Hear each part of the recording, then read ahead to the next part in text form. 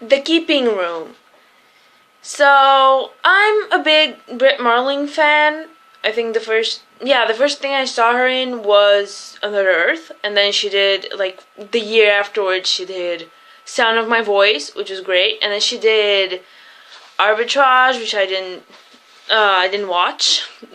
Nothing to do with her. I just nope. No, I'm not watching that one. And she did the East, which was not good. I watched that one and that was not good. But then she did I Origins, and I love that one. So I have faith in her that she's gonna choose good movies. This one, it's not bad, but there's really good things about it, and there's really things about it. The guy from Avatar is in it, and he was completely just not good. She was really good, and Haley Steinfeld was in it. She was not as big of a part of the movie as I thought she was going to be. It's about three women, two sisters, and their slave. This is in the 1800s, I believe, and it's the end of the Civil War, and all the men are gone. They've gone to war, and they have to learn how to fend for themselves. And when these two soldiers just start coming through and they start killing people, Brit Marling sort of messes with them when she shouldn't, and not that it was her fault, it just happened. They had a conflict, and they came after her and her sister and her slave. So the three women have to protect their house. And this isn't the typical, let's stay inside and wait for them to come in and kill us, and let's just hide and hope that they won't find us. It was, because this year I watched Tiger House that had a similar plot, and there was another one, The Quiet Hour, where it was basically them just sitting in the house. Tiger House was about her trying to get away from the killers, and then The Quiet Hour was them not leaving their home and defending it from a bunch of killers again. This one is about them killing them. Basically, the women do not stay around waiting for the men to come in. They're like, we're gonna go hunt them. And I really liked that dynamic. I thought that was interesting. They didn't just lock themselves up in the basement or anything. And it wasn't like a cat and mouse game where it was like Home Alone type shit where they have to like booby trap the house. It was literally them with a couple guns that they don't know how to use properly because they were never taught. They were women and they were never taught how to defend themselves. So, they don't know how to reload properly. The guns don't always fire. They're really old. They can't really handle it. So they have to get up and be independent and protect themselves. And I thought that was really interesting. They decided to go and hunt them and not just stand around the house. So that was a good part of it. But then, apart from that, it was very typical. Like, the guys just are villains because they're villains. They are literally bad guys for the sake of being bad guys. They're not actual characters. And then the women, they were close before. They're obviously two sisters, and they were close with their slave. This is again in the 1800s or whatever the Civil War was. I'm not familiar with, and I'm gonna get to that, but I'm not familiar with the history of America at all. We fucking skip that shit in school. We study European history hardcore.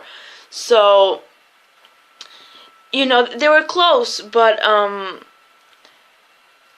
after, I guess, the events of the movie, they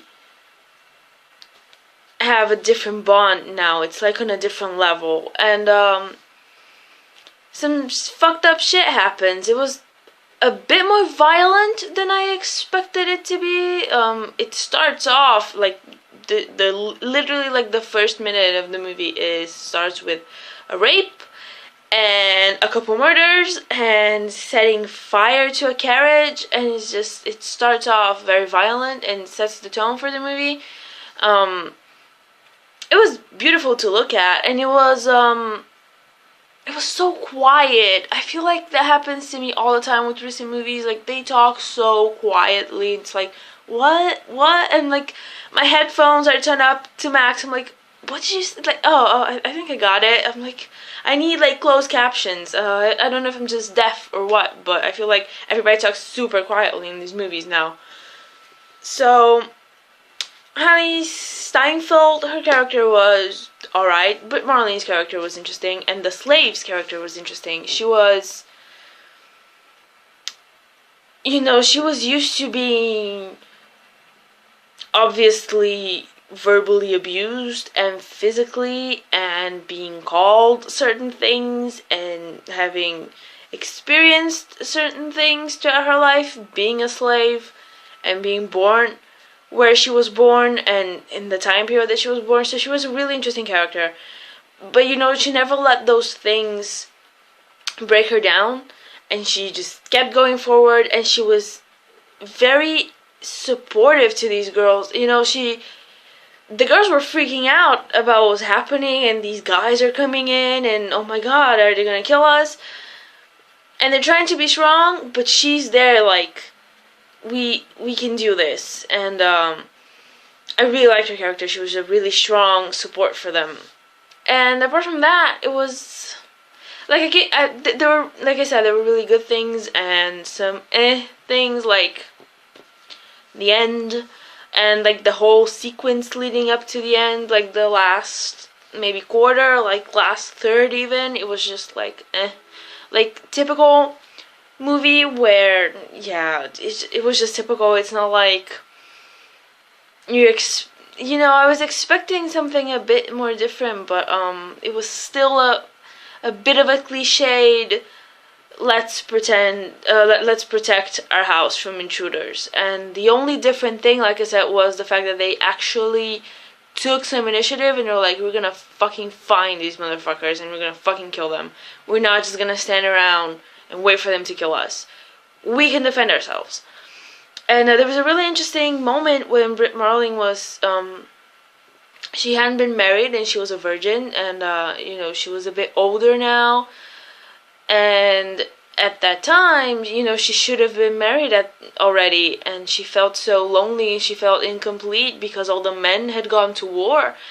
And she said something like, what if I never find out what it feels like? And she's referring to, being with a man. And she said something like, we are being taught how to be men now. We have to, shoot guns instead of take care of our husbands. So it's a very interesting thing to see the people that are left behind. You get movies about the war all the time. You get war movies all the fucking time. But it's not often that you see the people that get left behind, and they were strong women, but they still, they had to do now men's work, and they had to go, and they lost a lot of slaves, and only the women and children were left, and they lost all the men that did, worked on the field and everything, and took care of the animals and all that, and took care of the house.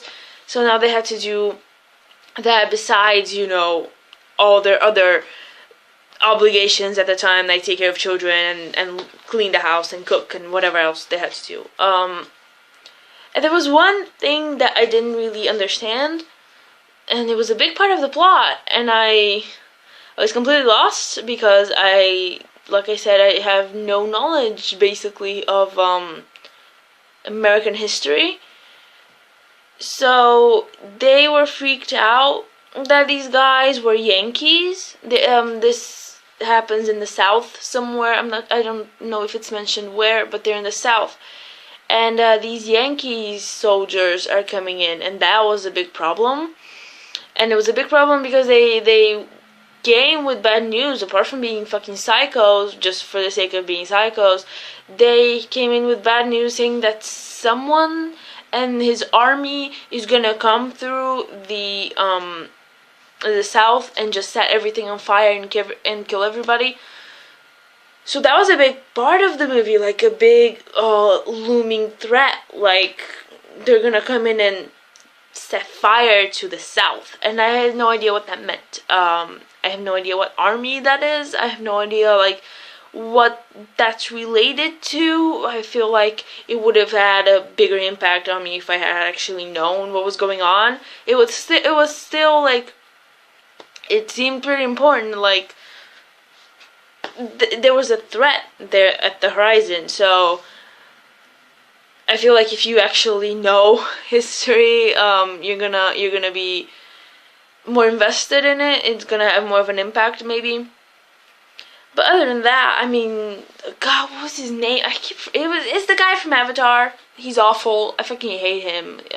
He is not a good actor, I don't think. He's like OG Jai Courtney, right? Like that's what he is. He's OG Jai Courtney. So not a fan of that guy. Sam Worthington.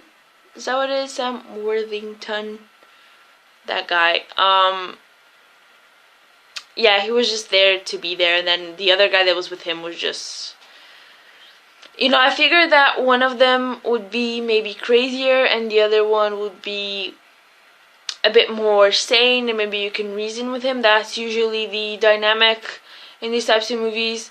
And nah, they were just both fucking crazy, and like the other guy was creepy. Like there was one sequence where there was one shot where he was like behind some furniture, like behind a desk or something. I don't remember. It was like behind a like set of drawers, and he was like looking at the camera from behind it, and it was so creepy, and it was like dark in the middle of the night, and he's just like, his face was perfect for like scaring people. That could have been like a horror shot right there. Like that's way scarier than any of the CG monsters that they throw in horror movies. Like anything that's like demons and ghosts.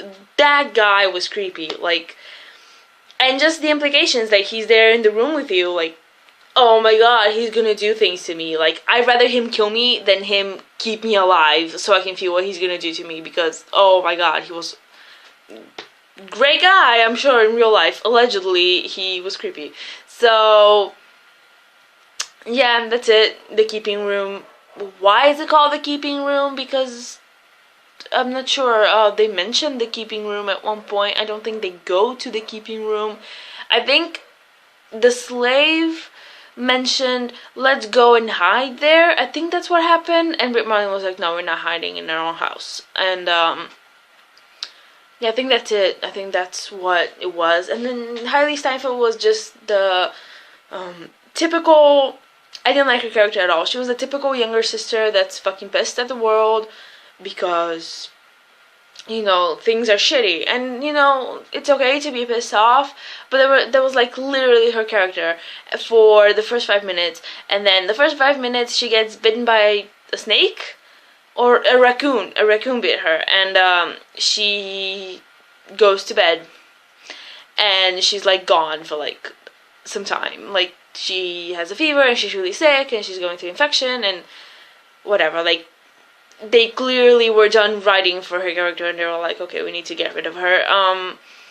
So she wasn't even a real character to me. She was just there to be like the third person.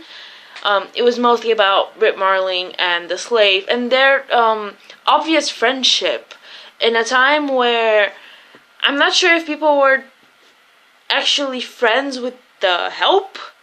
And can you even call it help when they are enslaved? I have no idea, but it was obvious that they were friends and that they relied on each other at, to a certain degree. So I really liked their dynamic and their relationship. And yeah, I mean, I enjoyed it. It wasn't long or anything. It was like an hour and a half. Went by pretty quickly.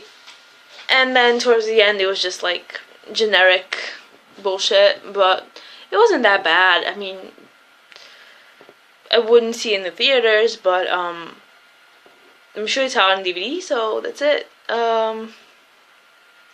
Yeah, The Keeping Room.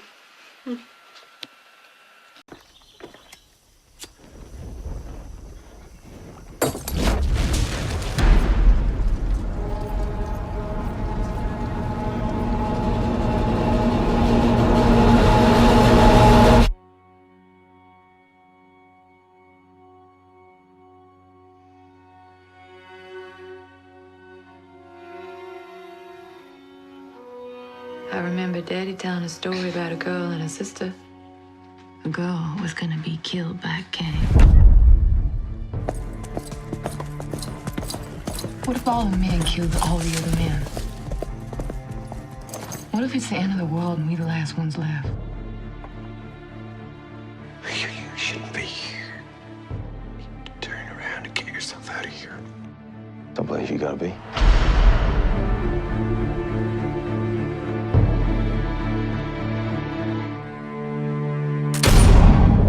It's our home. We're gonna have to fight. What's going on? We got men here. Girl! You got 10 to come out! You bar this door behind me. If a man comes through, no matter what, you shoot. One! The crueler it is, the sooner it will be over. Why you come like you want a war? 2! Don't know how to stop. 9! Our army is behind us. We can hold him.